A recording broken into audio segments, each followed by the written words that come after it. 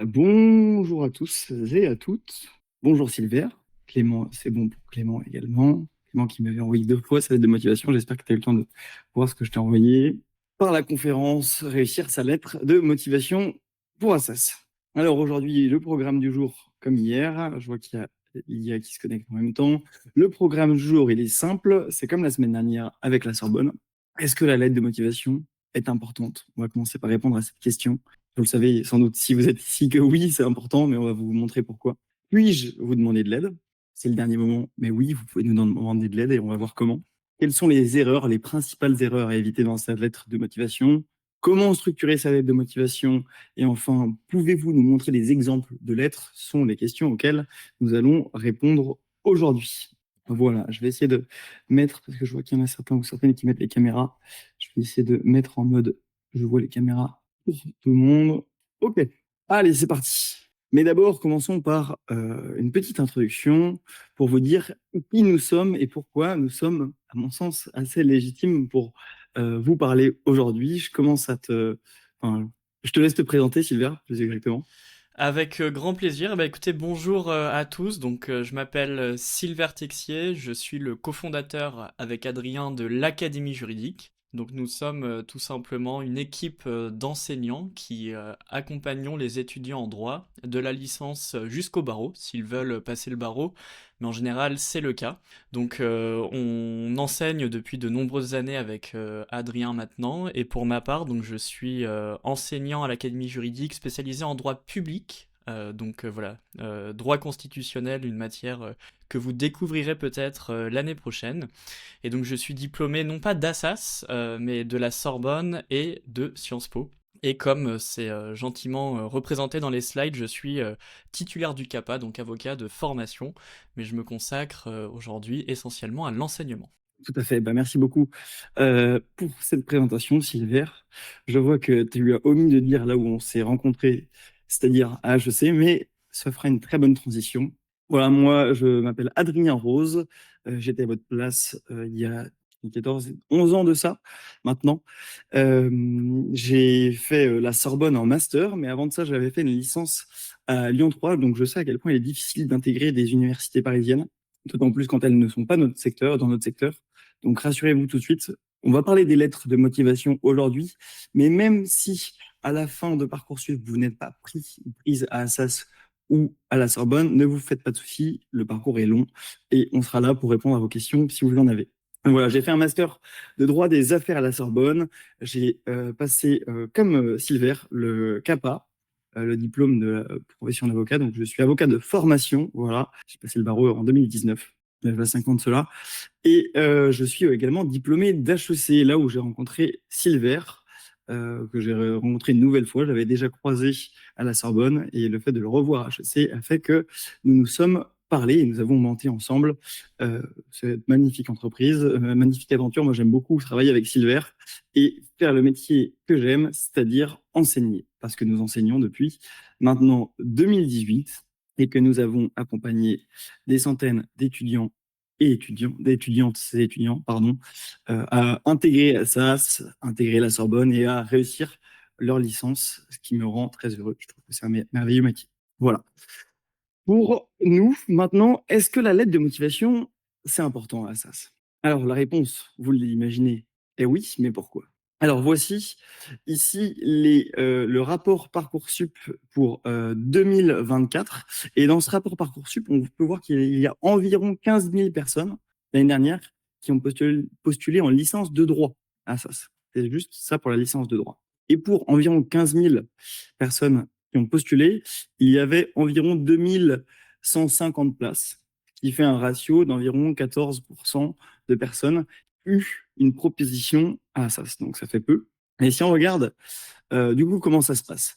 Il y a 15 000 candidats et candidates. Il va y avoir évidemment un premier tri qui va être fait sur les notes. Parce que humainement, la commission de sélection à Assas ne peut pas faire le tri parmi 15 000 candidats et lire 15 000 lettres de motivation. J'en ai lu 30 aujourd'hui. Je peux vous dire que c'est pas toujours évident, c'est pas toujours marrant à faire parce qu'elles se ressemblent beaucoup.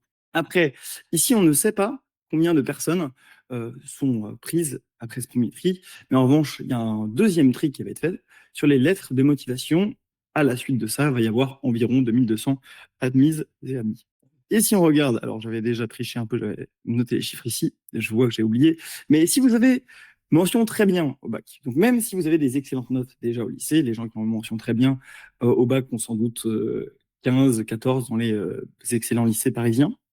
Eh bien, si on regarde, il y en a 2700 qui ont formulé un vœu, et pourtant que 880, 900 qui ont été pris, qui ont été admis à SAS, ce qui fait environ 32%. Donc, même si vous avez des excellentes notes dans votre lycée, vous n'avez que un tiers de chance de rentrer, d'intégrer à SAS. Ce qui veut dire qu'ils vont lire votre lettre de motivation, même si vous avez d'excellentes notes. Et c'est pour que ça que oui, même si vous avez d'excellentes notes, la lettre de motivation est cruciale. Et vous ne pouvez pas faire de faute dans cette série. J'en viens à la question, pouvez-vous nous demander de l'aide? Puis-je vous demander de l'aide? Eh bien oui. Alors, jusqu'à ce soir, minuit, parce que j'ai envie de rendre les lettres ici demain, 16h, histoire que vous puissiez faire une relecture après, des modifications après ma relecture, vous pouvez envoyer votre lettre sur ce QR code. Je vous laisse le scanner pour ceux qui veulent le scanner. Je veux bien, Sylvain, que tu l'envoies en même temps, si tu arrives dans le Oui, chat. Je sais que je m'en occupe. je te demande de l'impro, merci.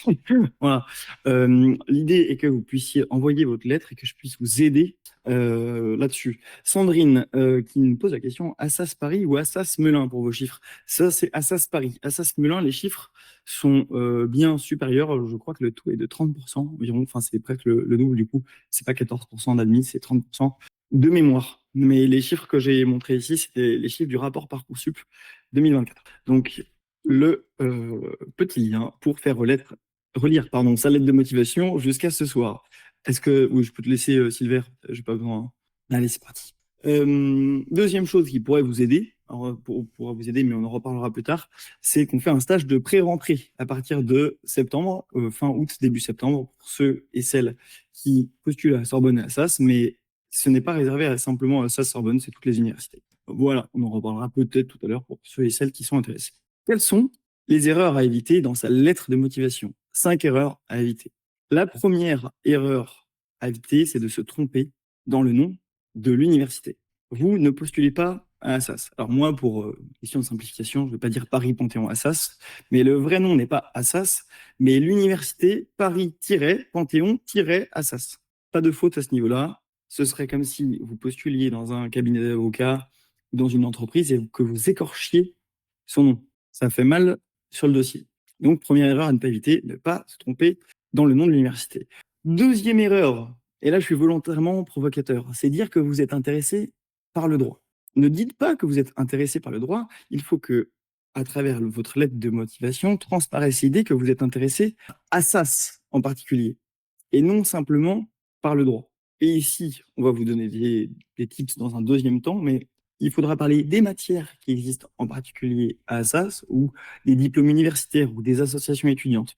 Bref, faites comprendre à votre lecteur que vous n'avez pas fait cette lettre de motivation pour toutes les facultés, et qu'elle était bien spécifique pour Assas. La troisième erreur à ne pas faire pour la lettre de motivation, c'est de ne pas respecter les formes. Les professeurs de droit, et on le sait, Sylvain et moi, on a fait plus de 8 ans d'études en droit depuis 2014 pour ma part jusqu'à 2022. Bref, les études sont longues parce que vous avez la licence, le master, et ceux qui sont professeurs à l'université ont fait une thèse, puis ont passé l'agrégation. Et ils ont le titre de professeur d'université. Donc, ne dites pas madame, monsieur, mesdames, messieurs, les professeurs. J'insiste là-dessus, parce que j'ai encore lu des lettres aujourd'hui, de motivation aujourd'hui, sans ça, avec un P majuscule à professeur. Quatrième erreur, commencer sa lettre de motivation comme tout le monde. Alors là, je vous montrerai un exemple tout à l'heure qui va sans doute te faire sourire, Sylvain, parce qu'on en a déjà parlé ensemble. Ne commencez pas par actuellement en terminale. Nous savons, hein, les correcteurs savent que vous êtes en terminale. Ils ont vos notes de lycée. Donc, pas besoin de préciser cela. Ça ne rajoutera rien à votre lettre de motivation. Vous n'avez que 1500 caractères utilisés à bon escient.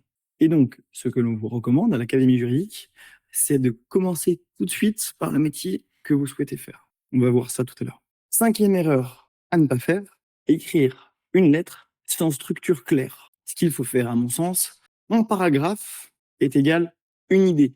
Un paragraphe peut être votre parcours scolaire et extrascolaire, en lien avec le droit. Un paragraphe peut être le métier que vous souhaitez faire. Un paragraphe peut être consacré à l'université, les matières spécifiques, les choix d'options que vous voulez faire, les diplômes universitaires, les associations étudiantes. Voilà, essayez de faire en sorte que chaque paragraphe corresponde à une idée et soit clair. Donc, au brouillon au préalable, maintenant, bon, j'espère que vos brouillons sont faits, mais si ce n'est pas le cas, c'est pas grave, pas trop tard, vous avez encore une journée, un peu plus de 24 heures, normalement, si je me trompe pas, pour remettre dans chaque paragraphe une idée, donc pour faire un brouillon dans lequel vous dites, OK, de quoi je veux parler. Donc, si je récapitule, la première erreur à éviter, c'est de se tromper dans le nom de l'université. La deuxième erreur à éviter, c'est d'écrire une lettre que tout le monde aurait pu écrire en commençant par actuellement en terminale, etc.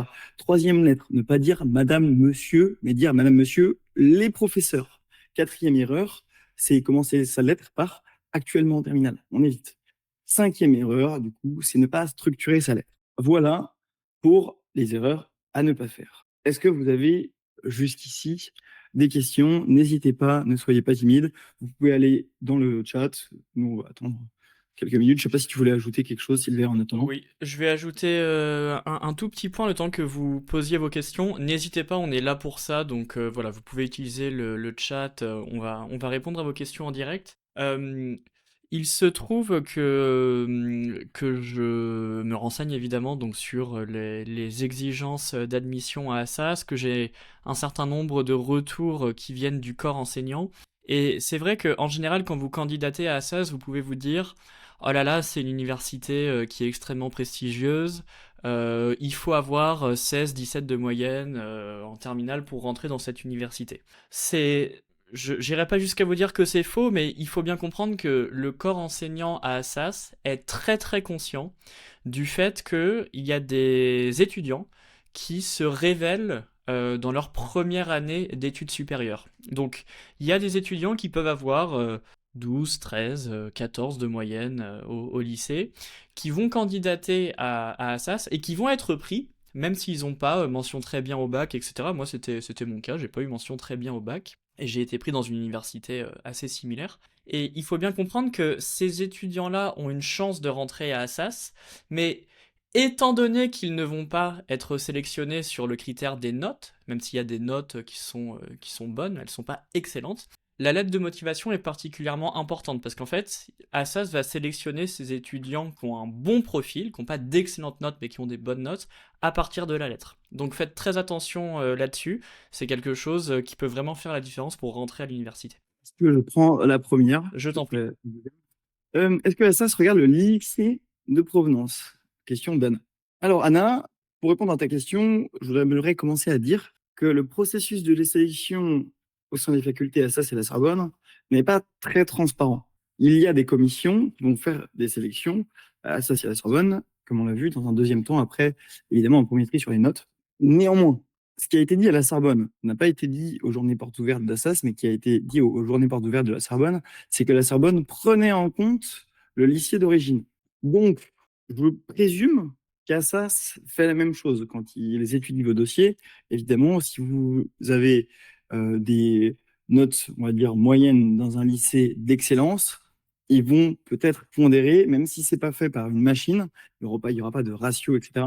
Ils vont le faire eux-mêmes, je pense, à la main. Voilà pour la réponse.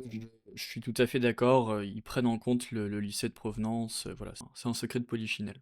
Je prends la prochaine, Adrien, si ça Allez. te convient. Il y a peut-être certaines questions que tu voudras réserver pour la suite de la présentation. Oui. Ça, je te laisse me dire, mais... Donc, pour la question concernant la reprise d'études. Alors, à l'Académie juridique, on a des étudiants à Assas qui sont en reprise d'études. Donc, voilà, c'est une bonne nouvelle pour vous. Euh, Vous pouvez le faire, il y a aucun problème. Assas prend un certain nombre d'étudiants voilà, qui ont déjà eu un début de carrière professionnelle par le passé. À mon avis, au niveau de la lettre de motivation, il va bien falloir avancer, enfin bien mettre en avant deux arguments. Le premier, vous allez devoir montrer que vous êtes motivé, évidemment, mais je dirais qu'il y a quelque chose de supplémentaire à fournir. Enfin, il faut vraiment expliquer pourquoi est-ce que vous voulez reprendre des études de droit maintenant, à ce stade particulier de votre vie professionnelle. Et le deuxième élément que je mettrais bien en avant, c'est votre disponibilité. C'est-à-dire qu'il faut bien faire comprendre dans la lettre de motivation que vous voulez reprendre des études de droit à Assas et que vous vous êtes organisé pour que ce soit compatible et que vous soyez vraiment investi dans vos études. Ça, c'est quelque chose qui va rassurer le jury et qui va voilà, vraiment jouer dans la balance. J'en Oui. profite, mais je pense qu'on va dire la même chose, Adrien.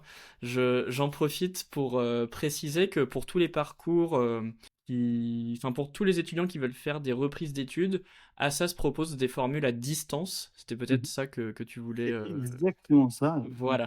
N'est pas Donc, que pour rien. on se comprend, c'est parfait. Et donc, les formules à distance, donc Assas numérique, etc., sont vraiment privilégiées pour les étudiants qui veulent reprendre leurs études. C'est vraiment quelque chose d'intéressant. Et là, vous avez d'ailleurs beaucoup plus de chances de rentrer à Assas par cette voie-là. Oui, tout à fait. Je rebondis là-dessus pour ceux et celles qui sont en reprise d'études ou qui ont déjà fait une première année de quelque chose. Je vous conseille soit de postuler à la Sorbonne, parce que vous avez beaucoup plus de chances d'être accepté à la Sorbonne. J'ai plus les chiffres exacts en tête, mais c'est quelque chose comme 3 fois plus. À la Sorbonne, ils vont prendre 3 fois plus de personnes qui sont en réorientation. Et à Assas, ils sont pas fans. Dans ce cas-là, si vous voulez souhaiter vraiment faire Assas, ce qu'on peut vous conseiller, c'est de faire là ce que j'ai affiché Agorasas, qui est l'université numérique d'Assas. Attention, si vous faites une formation comme ça, c'est une formation où vous êtes totalement en ligne.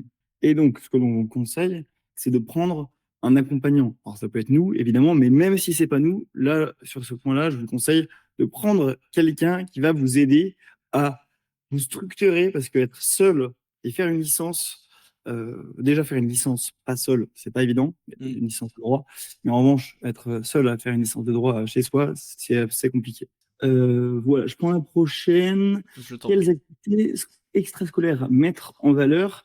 Qu'est-ce qui va vraiment faire la différence entre un étudiant excellent et un autre? Alors, je vais commencer question par question. Quelles activités extrascolaires mettre en valeur?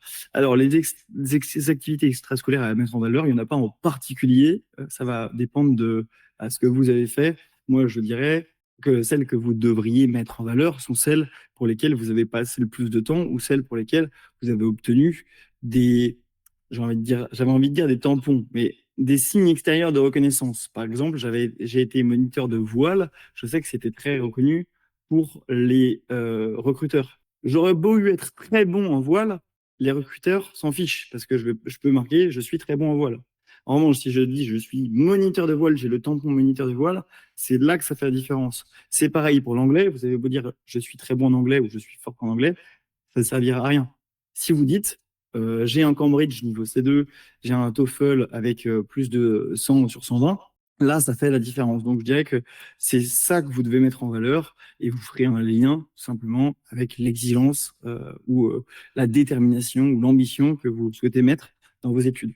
Qu'est-ce qui va faire, Silver, vraiment la différence entre un étudiant excellent et un autre? En fait, il y a un lien avec la question précédente. Bon, on, il faut dédramatiser un certain nombre de choses, hein. Deux étudiants excellents, qui ont d'excellentes notes, etc., enfin voilà, qui remplissent tous les critères, normalement seront pris dans l'université voilà, qu'ils ont demandé, même si c'est pas forcément la première, etc. Voilà, donc il faut pas nécessairement s'inquiéter là-dessus. Maintenant, encore une fois, sur deux profils similaires au niveau des notes, ce qui va se jouer, c'est la lettre de motivation et les éléments qui vont vous distinguer. Voilà, donc un étudiant qui a de très très très bonnes notes, une très bonne lettre de motivation, et voilà, qui a une activité extrascolaire particulière qui le distingue, va plutôt être privilégié par rapport à un autre étudiant. Il faut, encore une fois, il faut dédramatiser quand même un petit peu les choses. On sait que vous êtes pour la plupart au lycée, on sait que votre vie extrascolaire n'est pas forcément extrêmement nourrie, enfin vous n'avez pas eu le temps à votre âge et c'est tout à fait normal d'avoir plein d'aventures, plein d'expériences extrascolaires différentes, donc ne vous en faites pas, hein. Sur la globalité de ce qui va compter, c'est surtout donc les notes et la lettre de motivation. Ok. Je propose qu'on avance un tout petit peu, peut-être, et qu'on repasse aux questions juste après, mais c'est bon, on a une bonne liste de questions auxquelles on doit répondre pour la prochaine fois, et comme ça vous permettra le temps de réfléchir pour la prochaine salve. N'hésitez pas à poser vos questions, de toute façon dans le chat, on les prendra toutes, il n'y a aucun problème. Tout à fait. Voilà. Ayant vu les différentes erreurs à ne pas faire, voyons que faire. Comment structurer sa lettre? Ce que nous vous recommandons, d'abord, c'est de donner un objectif professionnel précis. Je sais qu'à ce stade, vous êtes encore lycéen, lycéenne. Et à votre âge, personnellement, je ne savais pas que j'allais devenir associé de l'Académie juridique. Ni même passer le barreau, ni faire HEC. Je ne savais pas ce que j'allais faire de ma vie. Néanmoins, à mon sens, ce qui fait qu'une lettre de motivation est plus convaincante qu'une autre, et ça répond un peu à la question de tout à l'heure, qu'est-ce qui va faire la différence entre un étudiant excellent et un autre? C'est qu'il y a un étudiant qui est plus déterminé, qui sait ce qu'il veut faire, en tout cas, qui montre une certaine détermination, un objectif précis, ce qui est mieux que je veux faire des études excellentes. Très bien, vous voulez intégrer à ça. Bah, c'est pas ça qui va faire la différence. Ce qui va faire la différence, c'est que vous voulez devenir magistrate, avocate ou notaire. Alors, je le dis maintenant parce qu'on est à ça, c'est que j'y avais pas forcément pensé. Mais dans votre lettre de motivation, ne dites pas magistrate ni avocate, mais plutôt magistrat et avocat. Il y a sur la féminisation des noms un débat sur le fait de savoir si on peut ou non féminiser les termes avocate, par exemple. À Assas, qui est une université plutôt traditionnelle, je vous recommande, nous vous recommandons à l'Académie juridique de mettre avocat. Mais mettez un objectif professionnel précis. Deuxième chose dont vous pouvez parler qui va structurer votre lettre de motivation, ce sont les matières spécifiques qui n'existent qu'à l'université Paris-Panthéon-Assas. Par exemple, en première année, vous avez l'institution politique et sociale de l'Antiquité, ce qui n'existe qu'à Assas ou ça existe ailleurs, mais c'est assez spécifique. Et si vous dites que vous êtes intéressé par cette matière, vous allez le voir, ça va aller avec la deuxième matière, vous mettrez en avant un intérêt pour l'histoire. Parce que ça tombe bien, en deuxième année, à Assas, vous avez l'histoire du droit des obligations, qui est là aussi un peu une spécialité d'Assas, en fait, c'est de faire des comparaisons historiques plutôt que internationales. Voilà, si la Sorbonne est plutôt tournée vers l'international, peut-être ça c'est plus tourné vers l'histoire française. Donc c'est intéressant, pas que française, mais notamment l'histoire. Donc si vous montrez un intérêt pour l'histoire, je pense que vous aurez rajouté de la valeur ajoutée dans votre copie pour Assas, dans votre lettre de motivation pour Assas. Vous pouvez mettre des choix d'options, non pas en deuxième année, mais plutôt en troisième année.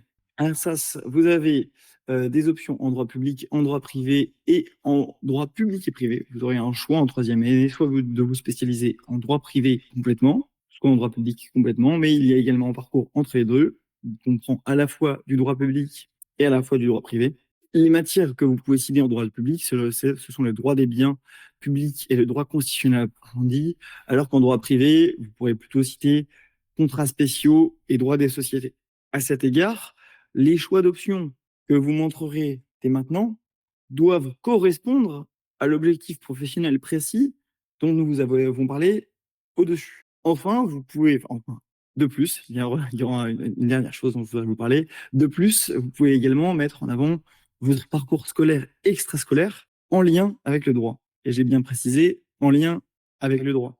Vous pouvez donner des noms de matières, AGSP, histoire géo, géopolitique et sciences politiques, si je ne me trompe pas. Vous pouvez parler de différentes lectures. Aujourd'hui, dans une lettre de motivation, je lisais qu'une élève qui postulait à Assas disait qu'elle avait lu un manuel de Muriel Fabre-Magnan, ce qui est assez intéressant. Si vous avez déjà fait des lectures de droit, c'est tant mieux. Vous pouvez en parler. Je trouve que ça rajoute de la valeur ajoutée à votre copie parce qu'il n'y en aura pas beaucoup dans lesquels on aura des lectures, des livres qui seront cités.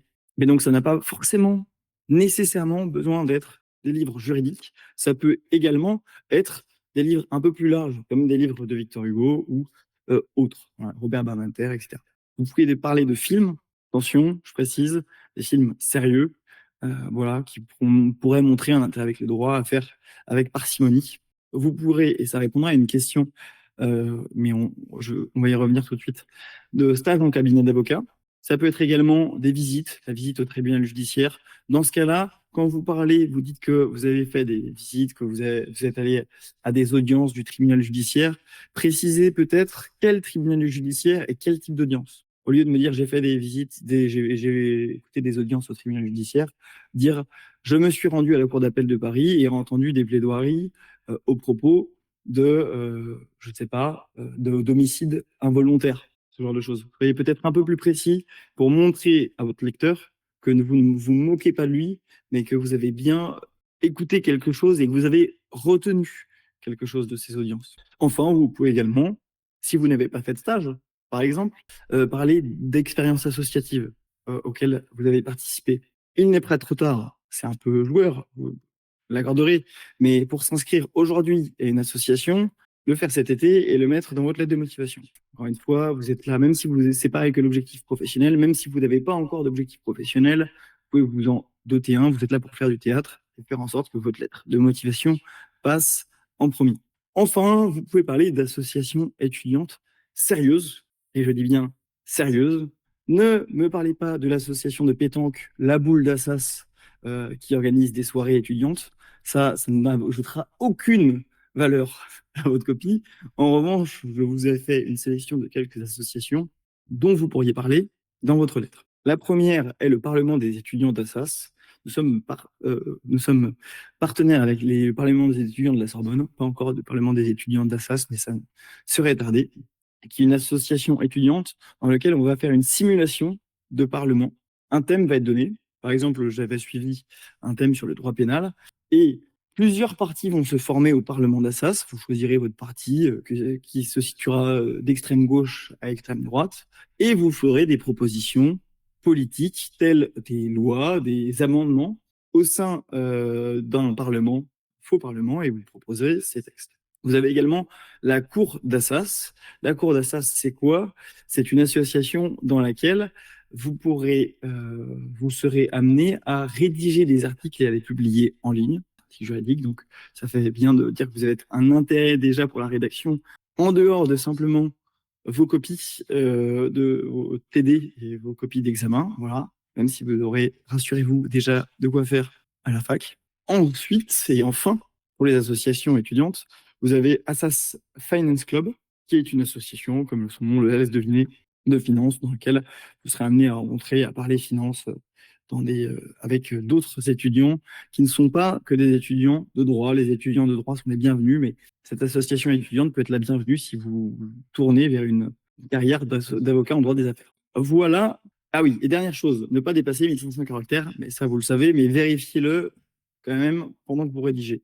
Donc, si on récapitule sur comment structurer sa lettre. Première chose, avoir un objectif professionnel précis. Ne me dites pas simplement je souhaite rentrer à SAS. Non, dites pourquoi vous souhaitez rentrer à Assas. Citez des matières spécifiques à Assas. Et notamment, Assas est une fac tournée vers l'histoire. Ça peut être intéressant de parler de ce genre de matière. Donner des choix d'options. Non pas, comme je l'ai indiqué ici, en deuxième année, mais en troisième année. Quatrième point, vous pouvez parler de votre parcours scolaire et extrascolaire. Et faites bien un lien avec le droit. C'est ce que je disais tout à l'heure à la question qui était posée par, il me semble, non pas Salma, mais Louisia, j'ai perdu. Voilà. En tout cas, c'est ce que je disais tout à l'heure. Si vous faites une activité sportive, dites que elle vous a apporté la détermination, ou que vous êtes ambitieux ou ambitieuse et que vous mettrez cette ambition au service de vos études. Faites un lien avec le droit. Enfin, vous pouvez parler d'associations étudiantes qui n'existent qu'à Assas. Ça fera bien sur votre lettre de motivation. Je ne sais pas si tu veux dire rajouter quelque chose, Sylvain. Allez, bah, je propose qu'on passe aux questions et qu'on réponde à la deuxième salve. On a déjà des questions sous le coude. Je crois qu'on s'était arrêté à Louisia, à la question de Louisia. Voilà. Sylvain, est-ce qu'une classe spécifique comme une section internationale peut-elle être une valeur ajoutée? Question de Perilia. Oui, bien Voilà. sûr. Bien sûr, bien sûr. Mettez-le en avant et mettez-le en avant de manière intelligente dans votre lettre de motivation. Mais c'est évidemment un atout, il faut bien le développer. Et puis voilà. Là par exemple, c'est un signe assez distinctif que vous pouvez utiliser dans votre lettre de motivation. Tout à fait. Je suis tout à fait d'accord avec toi. Question de l'IA. À quel point est-ce pénalisant de ne pas avoir encore réalisé de stage chez un avocat? Que puis-je faire pour pallier cela? Ce n'est pas pénalisant. On va encore une fois, hein, il faut pas s'inquiéter. Les professeurs à Assas le savent. Vous avez 18 ans, 17, 18 ans, 19 ans. Donc c'est normal de ne pas avoir réalisé un stage en cabinet d'avocat quand vous étiez en troisième ou en seconde. Si vous l'avez fait, mettez-le en avant. Mais si vous ne l'avez pas fait, croyez-moi, vous ne serez pas pénalisé pour cette raison particulière. Je vais prendre la deuxième partie de la question, du coup. Et après, on va laisser la parole à Thibaut, une fois que j'aurai fini de répondre à cette question. Que puis-je faire pour pallier cela? Comme je vous l'indiquais, une des choses que j'avais d'ailleurs par ailleurs faites pour mon master, c'est que vous pouvez vous inscrire dès aujourd'hui, ce n'est pas fini, mais dans une association de votre choix et faire cela cet été. Ça fera une bonne occupation cet été. Donc, faites cela et vous pourrez ainsi le mettre dans votre lettre de motivation sans avoir à pour autant mentir. J'aurai un peu, du coup, vous ferez un peu plus, vous surjouerez peut-être, mais néanmoins, si vous passez votre été à aider des gens, ça vous permettra aussi d'apprendre des choses. Alors, je vais du coup laisser la parole à Thibaut. Est-ce que Thibaut, tu peux te démuter? Voilà. Oui, bonjour, vous Bonjour, m'entendez? tout à fait. On t'écoute. Bonjour, alors excusez-moi de vous déranger. Moi, j'ai juste une question, Mhm. puisque j'ai eu du mal à rejoindre la réunion tout à l'heure, mais au cas où, je préfère reposer si jamais. Euh, et pour les élèves qui sont en CPGE comme moi je suis en CPGE lettres, est-ce qu'il y a l'avantage du dossier? Parce que j'ai refait mon Parcoursup pour un double diplôme en droit français et italien à Assas. Ok. Alors, ta question est, est-ce que tu es avantagé ou désavantagé parce que tu es en réorientation? Avant, tu avais fait une classe préparatoire grande école. C'est ça Là, je suis encore en classe préparatoire. ouais. J'ai pris mon année et j'ai refait Parcoursup, en fait. Pour ceux qui n'ont pas, c'est PGE, donc c'est parcours classe préparatoire pour les grandes écoles, style HEC, j'imagine, hein, tu me dis si je me trompe, HEC, ESSEC. Je sais que ça, c'est ce que je disais tout à l'heure, en droit, la licence de droit classique, contrairement à la Sorbonne, ils ont tendance à plus favoriser les personnes qui viennent de la terminale directement. Je crois qu'à Sorbonne, il y a 15% de taux de réussite en moyenne, et les gens qui sont en réorientation sont à 12%, donc tu es un peu désavantagé. En revanche, à Assas, il me semble que si tu es à 14% de taux d'acceptation en moyenne à Assas, ceux qui sont en réorientation sont à 2-3%. Donc c'est beaucoup plus dur en licence de droit classique. Alors pour ce qui est de la licence de droit franco-italien, je ne sais pas. Je pense que tu auras peut-être plus de chance dans ce style de licence si tu as un parcours spécifique. Est-ce que ça répond à ta question, Thibaut? Oui, oui, ça répond tout à fait à ma question. Merci beaucoup. Pas de souci, parfait. Je prends la question, enfin, je te passe la question suivante, Sylvain. Alors, si tu la retrouves, Euh, oui, c'est la question d'Anna, est-ce que si l'implication dans la vie lycéenne compte? C'est ça? Oui, c'est ça. En fait, Anna, vous vous posiez plusieurs questions. Donc, est-ce que l'implication dans la vie lycéenne compte? Je vais les grouper parce que j'ai l'impression que les questions suivantes sont un petit peu du même ordre. Les clubs comme le MUN sont-ils valorisés? Appartenir au CVL ou la MDL aussi? Est-ce que l'implication dans la vie lycéenne compte? La réponse est oui, si c'est quelque chose qui est distinctif. Enfin voilà, vous pouvez en parler, vous pouvez l'utiliser pour vous différencier. Donc c'est quelque chose de très positif. Les clubs, vous me dites si je me trompe, mais moi je comprends qu'en fait c'est le club pour les Nations Unies, le Conseil de la vie étudiante et le dernier, je l'avais il y a quelques secondes. Mais en fait, c'est des clubs qui concernent la vie étudiante, la vie lycéenne de manière plus particulière. Mettez-le en avant si vous le souhaitez et si vous pensez que c'est distinctif. Faites juste attention. Je pense pas que ce soit le cas pour les institutions que vous avez évoquées, mais faites attention à ce qu'il n'y ait pas de caractère trop partisan, trop politique. Voilà, surtout pour Assas. Essayez de mettre en avant des engagements qui sont neutres d'un point de vue partisan, d'un point de vue politique. Je pense que c'est quelque chose sur lequel il faut faire particulièrement attention. tout à fait. Je prends la suivante, si tu le souhaites, si tu l'acceptes, Sylvain. Clément Bruel, le cours Legal Culture à Assas est-il spécifique à cette université? Tout à fait. C'est pas quelque chose qu'on retrouve dans les autres universités, ou en tout cas, c'est pas quelque chose qu'on retrouve sous ce nom. C'est comme l'histoire des institutions politiques et sociales de l'Antiquité.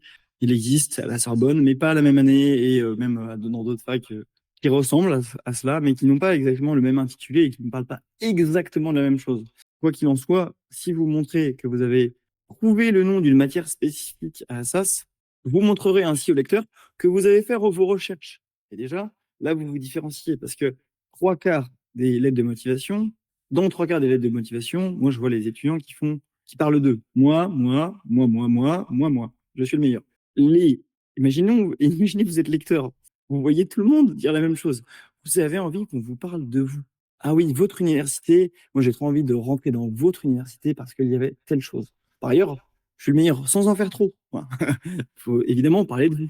Essayez également de dire à votre lecteur, bah, je me suis intéressé à vous et je sais ce que vous proposez. Et c'est parce que moi j'ai fait ça et que vous proposez ça que on va bien se marier et que du coup ça va faire une bonne chose. Ce que j'ai fait auparavant, enfin ce que vous proposez va compléter ce que j'ai fait auparavant. C'est ça qui est important. Est-ce que la question de Salma, je propose qu'on y réponde tout à l'heure dans l'exemple, voilà, comment organiser tout cela en termes de paragraphes. J'ai beaucoup parlé de mon parcours, mais pas de l'université. Rassure-toi, Salma, c'est normal. Comment vous me conseillez de m'organiser au niveau de cela? On vous montrera un exemple tout à l'heure.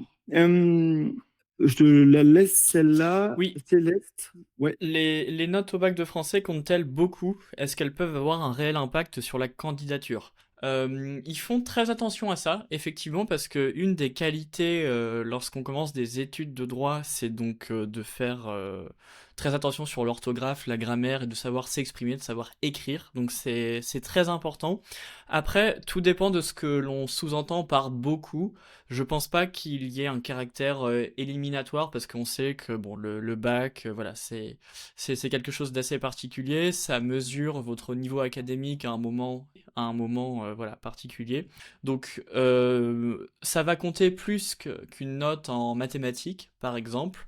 Mais voilà, ce qui va surtout être pris en considération, c'est la moyenne générale. Donc voilà, pas d'inquiétude particulière par rapport à ça, mais c'est plutôt positif si vous avez eu des bonnes notes au bac de français. Je te propose, Sylvain, qu'on avance parce qu'il nous reste une ou deux choses à vous montrer avant qu'on puisse terminer. Et après, on vous répondra de nouveau à vos questions. Alors, peut-être ce que vous avez attendu, je ne sais pas, des exemples de lettres de motivation pour Assas. Alors, premier exemple, à ne pas faire. Donc, prenez des pincettes. Ici, vous voyez Madame, Monsieur. Il manque ici les professeurs. Je ne dis pas Madame, Monsieur, mais Madame, Monsieur et les professeurs, eh bien, avec un P majuscule. Guerre commerciale, inégalité sociale et conflits géopolitiques, l'actualité est préoccupante. Dans ce contexte, une approche juridique éclairée et engagée est nécessaire. Face à ces défis, j'aspire à faire partie des acteurs du monde plus juste. Dès lors, la licence de droit de l'université Paris-Panthéon-Assas serait idéale pour réaliser ce projet. Alors ici, la personne n'a pas commencé par actuellement en droit. En revanche, ça, c'est un peu trop bateau. Je ne sais pas ce que tu en penses, Sylvain. Oui, on vous déconseille de commencer votre lettre comme ça. On comprend, hein, on comprend la logique qu'il y a derrière. On dit pas que c'est une mauvaise logique, mais vous pouvez être plus marquant, vous pouvez vous différencier de manière plus pertinente dès le début de la lettre, parce que ça reste un paragraphe qui est intéressant. On voit que vous suivez l'actualité. Mais vous pouvez mieux faire. Voilà, c'est Voilà, le message qu'on veut faire passer. l'idée est différenciez-vous, mais différenciez-vous par votre détermination parce que vous savez ce que vous voulez faire dans la vie. J'aspire à être avocat. Souhaitant devenir avocat, du coup, non pas avocate, mais avocat, vu que vous êtes à Assas, en droit des affaires, je souhaite intégrer l'université Paris-Panthéon-Assas. Dès les premières phrases, ici, je sais qui vous êtes. Là, ici, je sais que le droit concerne, il y a du droit concernant la guerre, il y a du droit concernant les inégalités sociales, le droit du travail, etc. Les professeurs de droit, les agrégés en droit, ont fait une thèse, ont fait plus de 10 ans d'études en droit, ils savent que le droit touche à tout. Pas besoin de le dire pour ça. Et ne commencez pas non plus par actuellement en terminale. Actuellement, ça aussi, c'est intéressant. Attiré depuis plusieurs années par les sciences humaines et sociales, j'ai découvert un intérêt particulier pour les questions juridiques à travers mes lectures personnelles, l'actualité, les débats de société. Alors, c'est presque pas mal, mais ici, pareil, lecture personnelle, c'est comme dire que vous avez vu des audiences au tribunal. Ça n'a aucune valeur ajoutée si vous ne me spécifiez pas quelle lecture nous ont appris quoi. Dites-moi ça. J'ai lu Le dernier jour d'un condamné de Victor Hugo et été profondément touché par l'abolition de la peine de mort. Et soyez spécifique.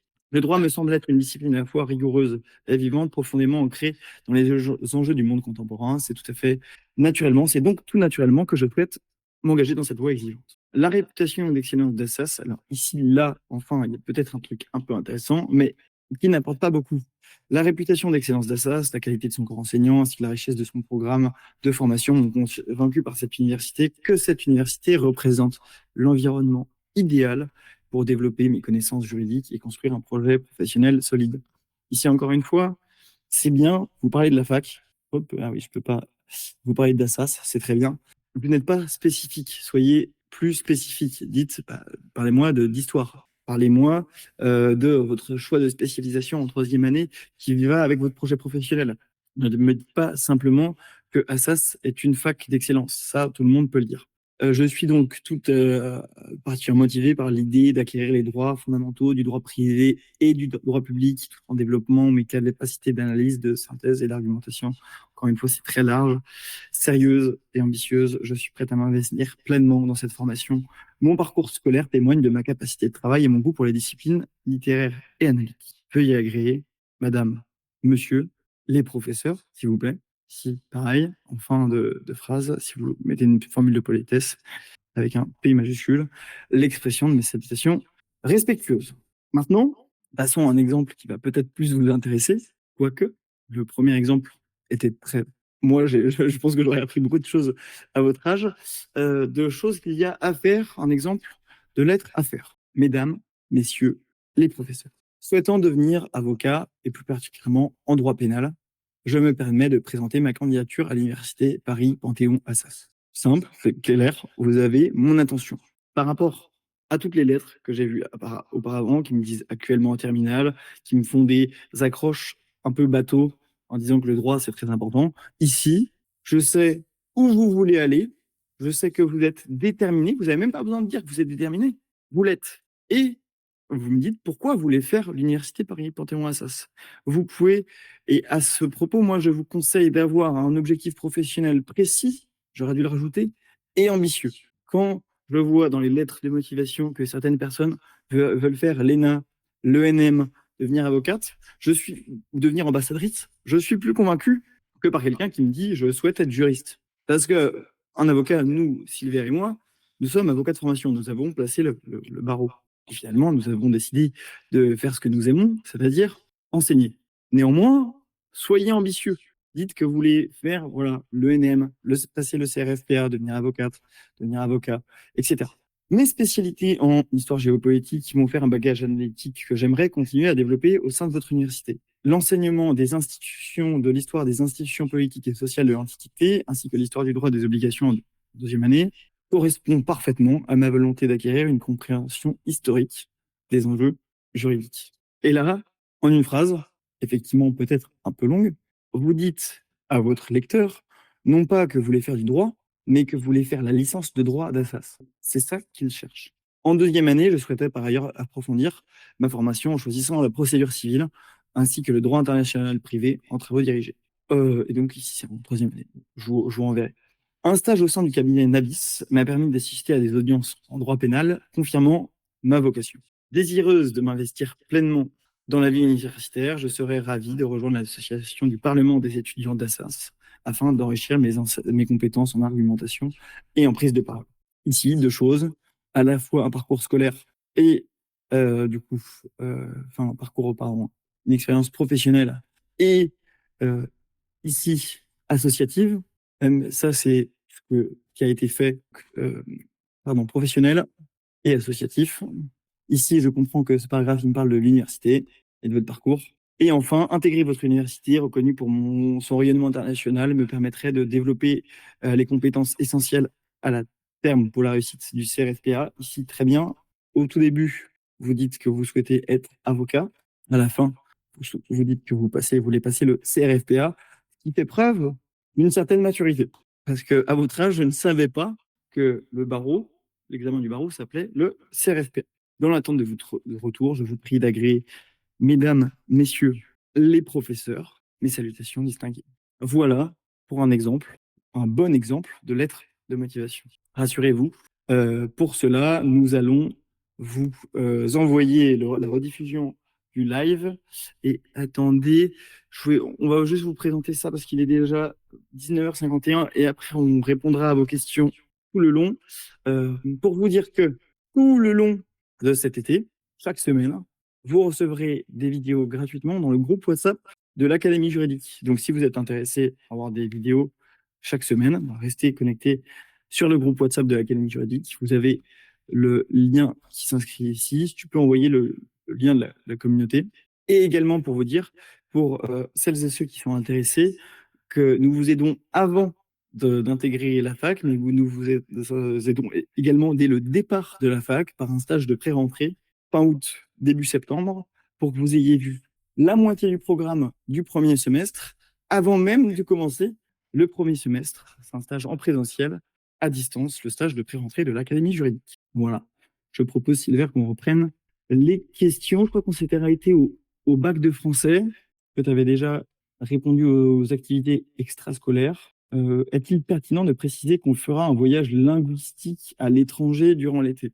Alors, je suis mitigé là-dessus, tu diras, Sylvain, sur ça, mais encore une fois, c'est la même chose de dire que vous êtes intéressé par la voile et que vous avez un diplôme de voile, pareil en anglais, vous pourrez partir à l'étranger, mais dire que vous allez faire un voyage linguistique à l'étranger n'ajoute pas énormément à votre dossier. À la limite, vous pouvez peut-être le mettre sur le. Non, remarque, vous n'avez pas de CV.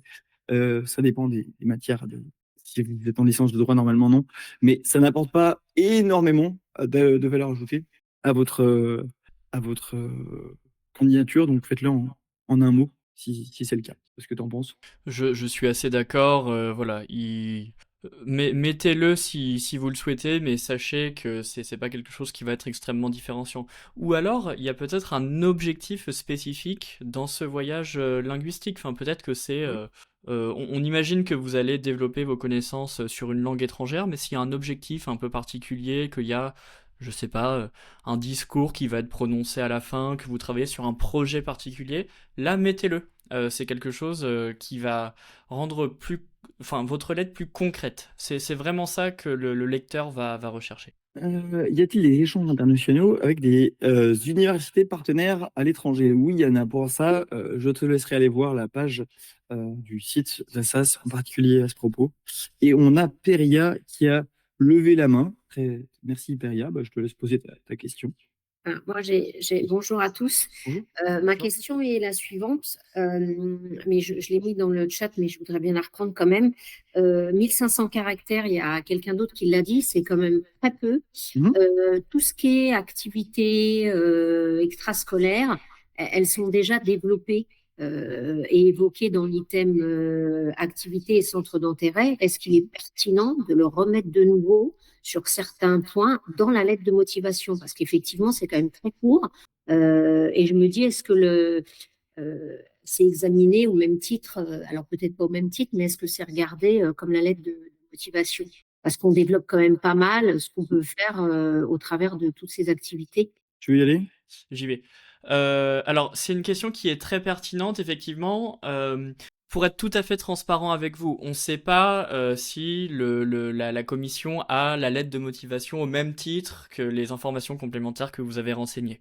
Ce qu'on peut vous conseiller, parce qu'on ne sait pas exactement ce que le jury va regarder, on pense que c'est plutôt la lettre de motivation. Voilà, et que les informations complémentaires sont complémentaires, peut-être qu'ils y ont accès, peut-être qu'ils jettent un œil, un regard rapide dessus. Ce que je peux vous conseiller, si vous avez plusieurs activités extrascolaires, etc., mettez-les donc dans la partie que vous avez mentionnée, et dans la lettre de motivation, reprenez peut-être une activité. La plus spécifique, celle qui va le plus vous distinguer. Comme ça, voilà, la lettre de motivation sera complémentaire par rapport aux autres informations que vous avez renseignées. Si je peux compléter là-dessus, Pereira, à mon sens, c'est tout à fait exact ce qu'a dit Silver. Les informations complémentaires sont là en complément. Alors déjà, est-ce qu'ils lisent entièrement les lettres de motivation? Je pense que oui. Pour certains, c'est sûr. Pour ceux, il y a certaines personnes qui en mentionnent assez bien. Mais est-ce qu'ils les lisent avec attention? Je pense que non. Voilà. Et en revanche, dans ce cas-là, moi, je pourrais pas vous donner une réponse exacte, brute, qui marcherait pour tout le monde. Parce que si vous avez fait un stage de 1 mois en cabinet d'avocat l'été passé, ce sera en priorité. Vous devrez d'abord mettre ça. En revanche, si vous n'avez pas de stage, si vous n'avez pas d'autres activités extra-scolaires que celles que vous voulez citer, bah, mettez-la dans ce cas-là. Et évidemment, si vous en avez plusieurs, comme disait Silver, mettez en avant celles au singulier ou au pluriel qui ajoutent à votre sens de la valeur ajoutée à une copie. Je regardais une lettre de motivation tout à l'heure.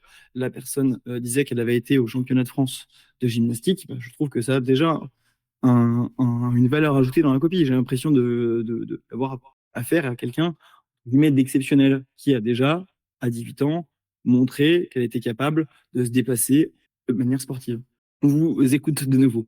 Oui, et la deuxième chose aussi, c'était par rapport à votre introduction dans la lettre de motivation. Est-ce qu'il est forcément nécessaire de mettre mesdames, messieurs, les professeurs et terminer par une formule de politesse où on peut directement introduire par le fait enfin, sans être obligé de mettre mesdames, messieurs, les professeurs, ni je vous remercie ou voilà. Est-ce qu'on est obligé de mettre ça dans sa lettre de motivation? Et ce sera tout pour moi. On ne vous oblige à rien, mais le conseil qu'on peut vous donner, c'est de respecter la forme. On sait qu'en fait, vous perdez entre guillemets des caractères, et que vous n'en avez pas beaucoup, que la lettre de motivation doit être assez courte. Mais croyez-nous, en droit, il y a une chose qu'on vous apprendra, c'est que la forme, c'est le fond qui remonte à la surface. Et ça veut dire que les professeurs de droit pendant toutes les études de droit de leurs étudiants et même avant vont vous surveiller, vous espionner, ils ne vont rien lâcher sur la forme. Donc on vous conseille vraiment vraiment de commencer la lettre comme ça et de la finir avec une formule de politesse parce que je n'irai pas jusqu'à dire que c'est plus important que ce que vous allez dire dans votre lettre par ailleurs, mais ça a au moins la même importance. Je sais que ça peut paraître un petit peu étrange dit comme ça, mais montrez que vous respectez les critères des études de droit avant même de rentrer dans ces études, en particulier quand vous voulez rentrer à Assas. J'allais exactement finir là-dessus. En particulier à Assas, il est normal, je n'ai jamais reçu de lettre d'un ami ou d'une amie qui disait, qui ne commençait pas par cher Adrien ou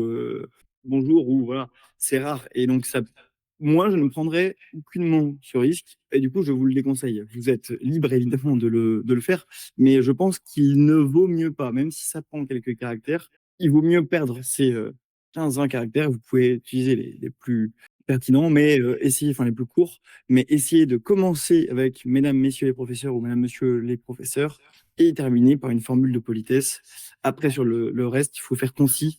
Si vous avez beaucoup de choses à dire, c'est une très bonne nouvelle. En revanche, comme disait Antoine de Saint-Exupéry, la perfection n'est pas atteinte lorsqu'il n'y a plus rien à ajouter, mais lorsqu'il n'y a plus rien à retirer. Donc, c'est une bonne nouvelle si vous êtes en train de choisir que vous devez retirer, parce que vous avez déjà fait le travail de tout ce que vous devez ajouter. J'ai lu des lettres de motivation aujourd'hui, et je vais remettre le lien pour celles et ceux qui veulent reposter que je corrige leur lettre de motivation demain. Envoyez vos lettres de motivation ici, je vous fais une correction personnalisée d'ici demain. Qu'est-ce que je voulais vous dire? Donc oui, mettez-le. Merci beaucoup pour votre question. Je passe la parole à Louisa Tachard, si vous voulez prendre la parole. Bonjour à tous. Alors, j'ai des questions par rapport à mon parcours extrascolaire, car je suis quelqu'un qui a fait des choses plutôt polyvalentes. Mhm. Et je ne sais pas quoi mettre, quoi enlever, quoi. Voilà, car par exemple, je suis en enseignement à distance pour le golf. Mhm. Je peux peut-être le mettre. Je suis aussi musicienne. Je suis youth advocate pour l'UNICEF. Donc, Mhm. euh, c'est vraiment, ça n'a rien à voir avec le droit, certaines parties. Et je ne sais pas comment l'ajouter pour que ça reste pertinent, en fait. Moi, je sélectionnerai 2 critères pour choisir les activités dans lesquelles, pour les mettre dans la lettre de motivation. Le premier critère, ce serait le lien plus ou moins étroit avec le droit. Donc, plus c'est un rapport avec le droit, Youth Advocate, ça me semble être facilement rattachable au droit. Et après, deuxième aussi critère pour l'insérer ou non dans la lettre de motivation, c'est de savoir si, oui ou non, ça vous fait un tampon. Encore une fois, c'est la même idée. c'est super de dire que vous savez faire du golf, mais si vous avez un diplôme, quelque chose qui me prouve que vous êtes première en France, enfin première golfeuse de France, ça a plus de valeur que juste me dire que vous êtes bonne en golf, que vous êtes forte en golf. Pareil en anglais, même chose. Vous dire oui, je suis fort en anglais, mais si vous avez, je préfère quelqu'un qui me dit, qui peut me justifier qu'il est un peu plus que moyen en anglais avec un IELTS ou un TOEFL à 90 que quelqu'un qui me dit qu'il est excellent en anglais, mais sans me le prouver. Et tout le monde peut le dire. Je ne sais pas si ça répond à votre question. Je pense qu'il faudrait voir spécifiquement ce que vous, les matières, voilà. Mais c'est moi, je mettrais ces critères-là. Un, est-ce que c'est un lien avec le droit? Deux, est-ce que je peux justifier, est-ce que j'ai une forme de tampon, de preuve sociale que j'ai réussi cette matière, cette activité? Tout à fait. D'accord. Oui. Il faudrait voir aussi avec le projet que vous développez par ailleurs dans la lettre, mais un conseil qui vaut pour vous et qui vaut pour tout le monde, ne vous sentez pas obligé, quand vous avez fait beaucoup de choses dans votre vie professionnelle ou en tout cas extrascolaire, de tout dire. On a l'impression, c'est vrai, quand on écrit une lettre de motivation, qu'il faut dire, bon bah voilà, j'ai fait telle chose, ça va me rajouter un certain nombre de points aux yeux du jury, et j'ai aussi fait ça, donc ça rajoute des points, et j'ai aussi fait ça, donc ça rajoute un certain nombre de points. Sélectionnez vraiment l'activité la plus pertinente et vous avez d'autant plus de chances de faire une lettre de motivation marquante en prenant vraiment une activité qui vous différencie, plutôt qu'en additionnant différentes activités. Finalement, on a du mal un petit peu à s'y retrouver. On se doute que vous vous y retrouvez dans votre vie en ayant plusieurs choses différentes à faire, etc. C'est quelque chose de très stimulant.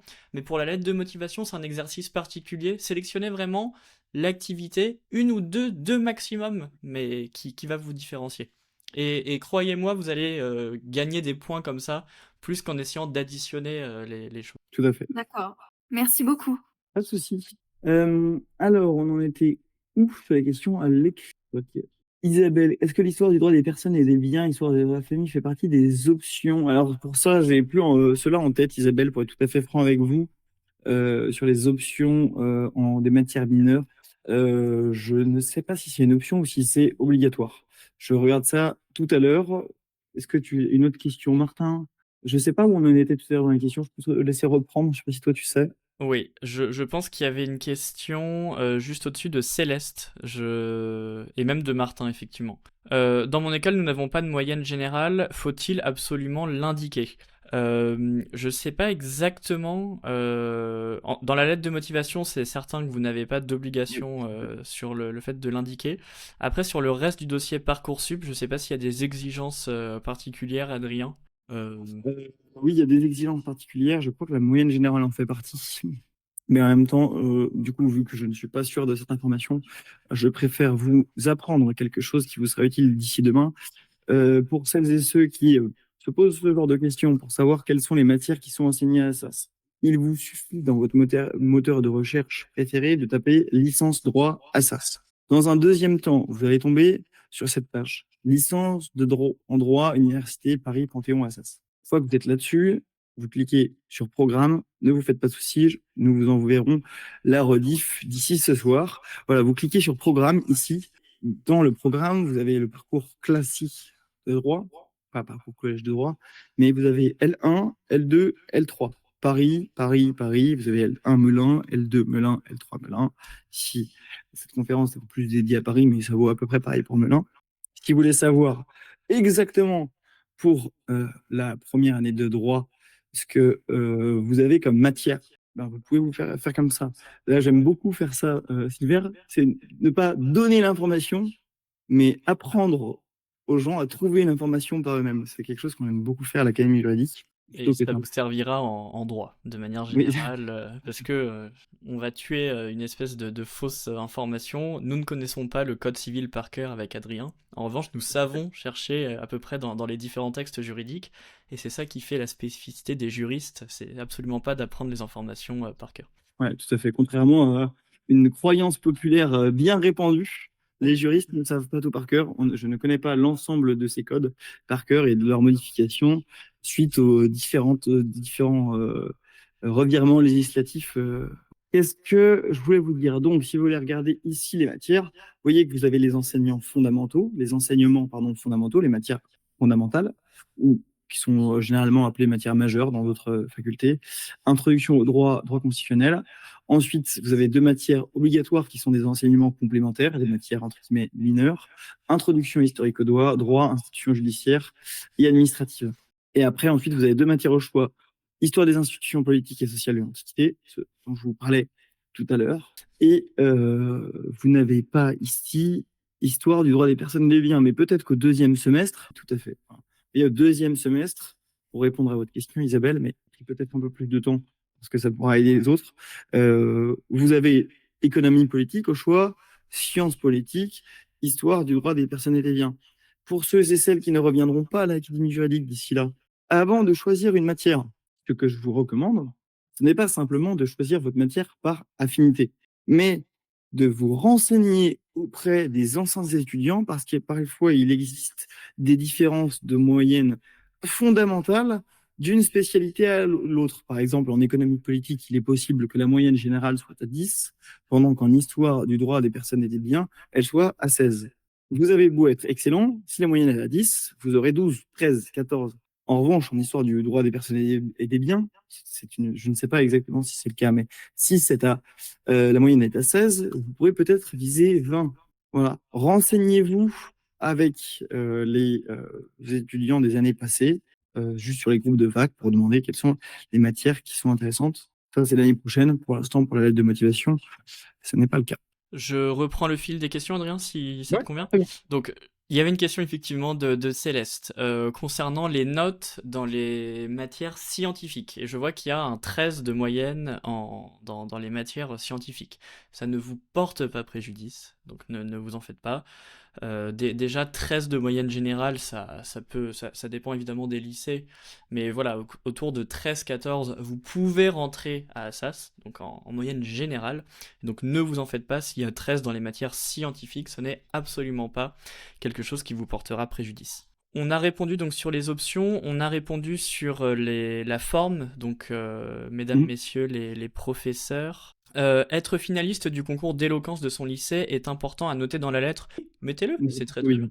C'est quelque chose qui rapproche un petit peu de l'activité de plaidoirie, donc c'est très bien, ça a du sens. Surtout si vous précisez que vous voulez devenir avocat, voilà, ça peut être quelque chose d'intéressant. Même c'est quelque chose que je recommanderais, même si c'est pas votre objectif final déterminé et voilà, auquel vous réfléchissez encore. Mais avocat, ça se marierait bien avec cette activité de plaidoirie. Tout à fait. Est-ce que les conseils pour la licence de droit sont les mêmes que pour la licence droit éco-gestion? Oui, pour la double licence, tout à fait. Les éléments qui vont peut-être changer si vous voulez faire droit éco-gestion, ils vont peut-être plus concerner votre projet professionnel. Si vous voulez devenir avocat pénaliste, par exemple, ça n'a peut-être pas énormément de sens de faire une licence droit économie-gestion. En revanche, si vous voulez devenir avocat en droit des affaires, bah là, on peut se dire, bon voilà, c'est la bonne licence pour le faire. Évidemment, ça ne veut pas dire que vous allez pas être retenu, mais faites attention toujours à la cohérence entre la licence à laquelle vous postulez, votre parcours professionnel, en tout cas le projet que vous portez dans votre lettre. Je passe à la question suivante. Peut-on mettre qu'on a suivi le MOOC? Alors, je ne sais pas duquel vous parlez, mais encore une fois, ça dépendra de ces 2 critères. 1, est-ce que ça a un lien direct ou non avec le droit, en fonction de ce que vous voulez mettre? Et 2, est-ce que c'est un MOOC qui est très reconnu? Voilà. Ou est-ce que pas du tout? Vu que c'est un MOOC, ce sera quand même moins important, je pense, à mon sens, que si vous avez passé un diplôme dans une activité extrascolaire ou que vous avez obtenu une récompense particulière. Par exemple, vous êtes champion de même départemental d'aviron ou ce genre de choses. Tout à fait. Dis-moi, Adrien, je peux l'apprendre, c'est comme Ouais, vas-y, bah écoute, je te l'annonce. Y a-t-il un moyen de vous contacter en dehors de cette réunion, Sylvain? Oui, il y a plein de moyens. Vous pouvez vous rendre sur le site de l'Académie juridique et vous aurez tout ce qu'il vous faut, numéro de téléphone, voilà. Donc académiejuridique.com et on répondra à toutes vos questions, bien entendu. Vous avez mon numéro de téléphone sur académiejuridique.com, vous pouvez m'appeler. Et surtout par WhatsApp, normalement, vous avez reçu des messages WhatsApp, vous êtes dans le groupe WhatsApp. Si vous ne l'êtes pas, Je vous laisse vous réinscrire sur la communauté et vous, du coup, le retrouverez parce que l'heure est nouveau. Alors, je le mets une fois encore, le lien pour s'inscrire sur la communauté.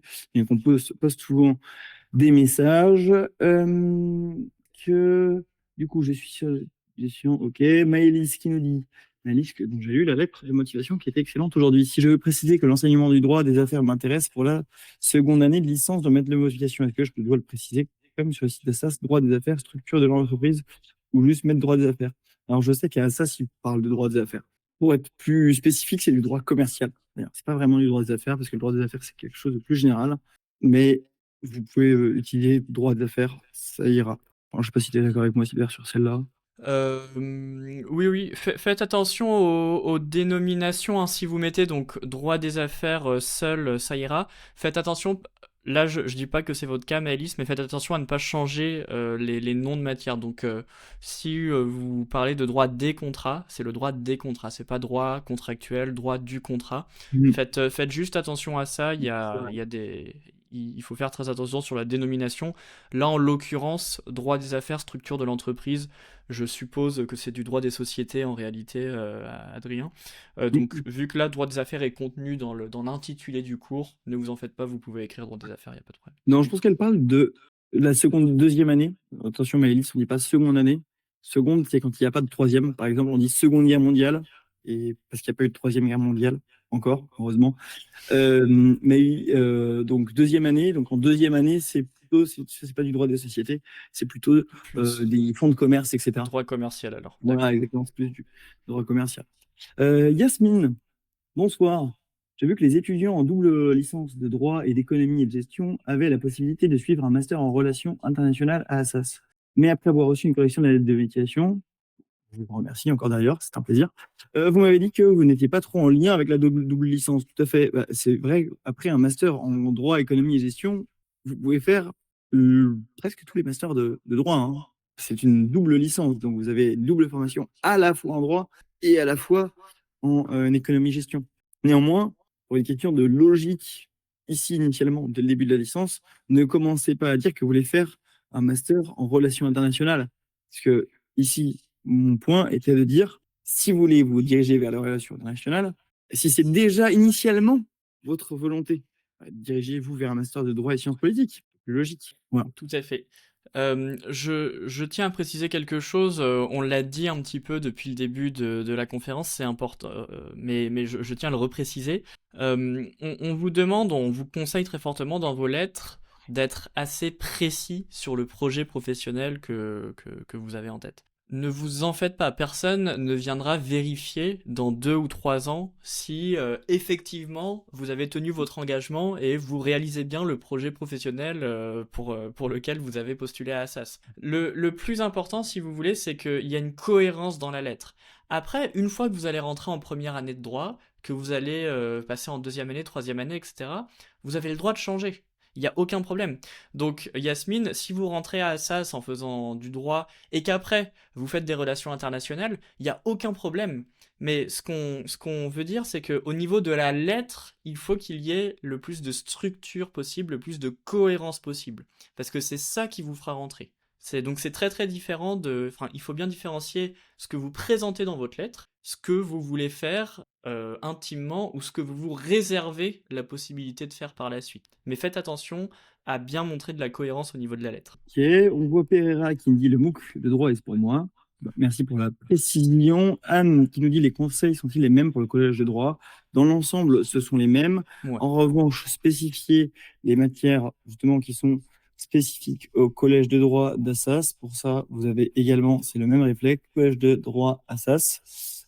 Allez directement sur le site d'Assas ou le site du collège de droit et regardez quelles sont les spécificités du collège de droit. Ici, vous en trouverez plusieurs. Donc, marquez les spécificités des matières spécifiques au collège de droit.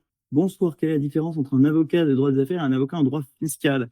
Et pour le métier d'avocat fiscaliste, quelle est la meilleure branche pour Du coup, la différence entre un avocat en droit des affaires et un avocat en droit fiscal, il y en a plusieurs. Droit des affaires, de manière générale, ce que l'on entend par le droit des affaires, c'est tout avocat qui travaille de près ou de loin avec le monde de l'entreprise. Donc, par exemple, le droit des sociétés, c'est du droit des affaires. Le droit du numérique, j'avais fait un master en droit du numérique, c'est du droit des affaires. Certaines personnes rattachent le droit fiscal plus ou moins au droit des affaires. Mais il existe du droit fiscal des personnes physiques. Dans ce cas-là, on l'éloignera un peu du droit des affaires. Quoique c'est généralement une société, une SCI, une SAS, une SARL n'est pas loin. Donc pour l'explication globale. Et donc pour faire le métier d'avocat fiscaliste, quelle serait la meilleure branche?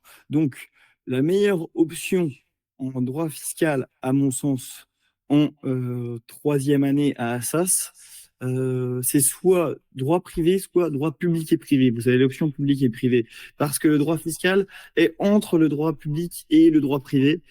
Et notamment, vous auriez l'option finance publique. Il me semble qu'en troisième année, vous pouvez choisir l'option finance publique en L3 à Assas. Regardons ensemble L3, parcours droit classique, droit privé. Je pense, je sais pas si en droit privé on pourra le prendre.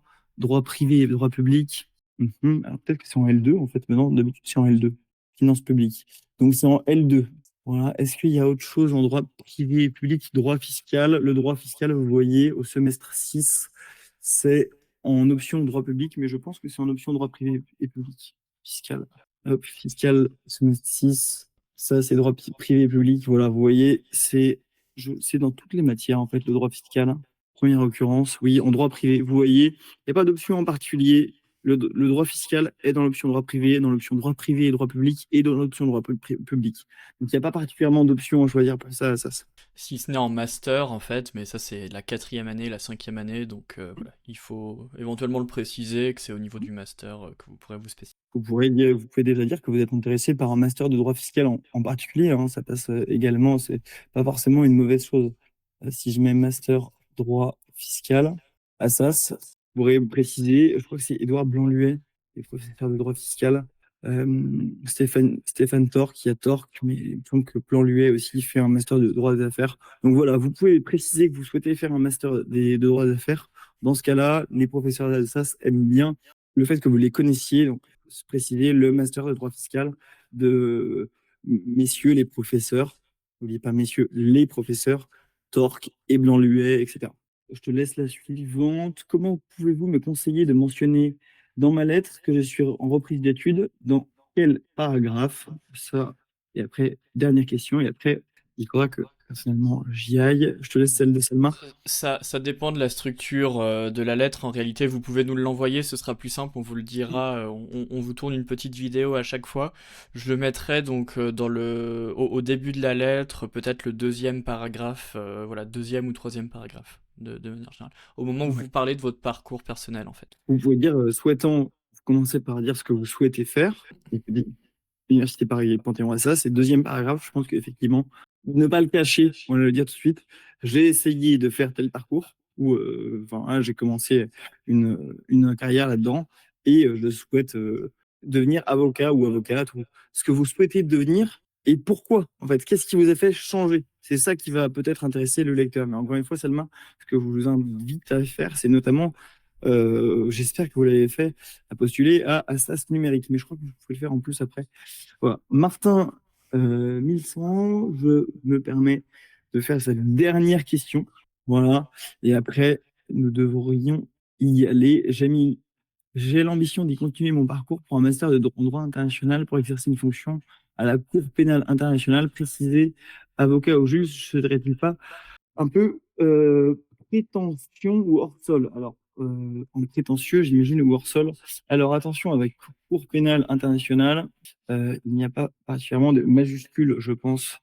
Voilà, Cour pénale internationale, comme la Cour de cassation, il y a une majuscule. Et je me permets de le préciser, Martin, parce que ça sera très important pour ta lettre de motivation. On ne met une majuscule qu'à Cour de Cour pénale internationale. C'est comme mesdames, messieurs les professeurs. Voilà. Qu'est-ce que t'en penses, toi, Silver, de cette question? Non, c'est pas particulièrement hors sol. Mettez plutôt avocat. Donc vous travaillez jamais directement à la Cour pénale internationale en tant qu'avocat, mais vous pouvez être amené à plaider devant cette juridiction. Non, hein, c'est pas hors sol. Après, c'est pas un projet facile, mais vous pouvez tout à fait avoir cette ambition à 17-18 ans, il y a aucun problème. Encore une fois, tant que vous montrez bien que vous avez un intérêt particulier pour les affaires pénales internationales, qui est une branche spécifique du droit, vous pouvez le faire, ne vous en faites pas. Très bien. Et je pense que, je sais pas si la question, moi, je l'ai interprétée peut-être différemment, celle de Martin, de est-ce qu'il faut à la fois spécifier qu'il va être avocat, juge, magistrat ou travailler à la Cour pénale internationale? Si effectivement vous dites que dans votre lettre que vous souhaitez travailler, intégrer la Cour pénale internationale, ça ne sert à rien de dire à côté que vous souhaitez être avocat. Ou alors, effectivement, comme Silver le disait, je souhaite être avocat et j'aimerais être amené à plaider sur des affaires de droit pénal international devant la CPI. Bah, écoute, je crois on va en terminer là. Il faut que, malheureusement, je vous laisse. Je vous remercie toutes et tous pour cette conférence. Bah, je te remercie Merci aussi. beaucoup. Merci à Très tous. agréable. Merci. Merci. Merci. Et je vous souhaite une très belle soirée et bon courage. N'hésitez pas Au revoir. à nous envoyer vos lettres de motivation. Au revoir. Merci Merci beaucoup, au revoir. beaucoup. Merci.